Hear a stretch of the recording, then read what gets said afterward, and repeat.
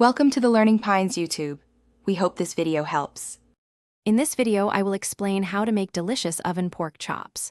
First, select your pork chops. Bone-in or boneless, about 1 inch thick, works wonderfully. Pat them completely dry with paper towels to achieve a beautiful crust. Then, season them generously on both sides with a simple blend of salt, black pepper, garlic powder, and paprika. This initial preparation is key to flavorful and tender results, setting the stage for a fantastic meal. Next, we'll sear the pork chops to lock in moisture and develop a rich, golden brown crust. Preheat an oven-safe skillet, ideally cast iron, over medium-high heat. Add about 1 tablespoon of a high smoke point oil, such as canola or grapeseed. Carefully place the seasoned pork chops in the hot pan and sear them for 2 to 3 minutes on each side.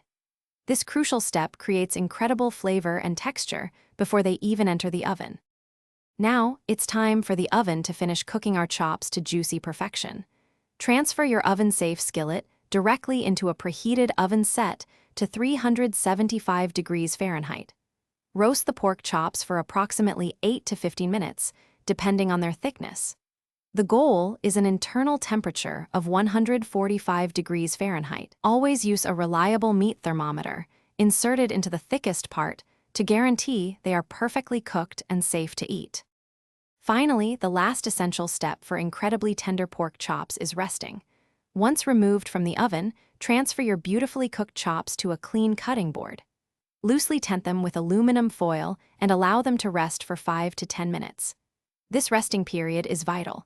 It allows the internal juices to redistribute throughout the meat, resulting in a much more tender and moist chop. Then, they are ready to slice and serve with your favorite sides. Thanks for watching. Consider subscribing if we helped you.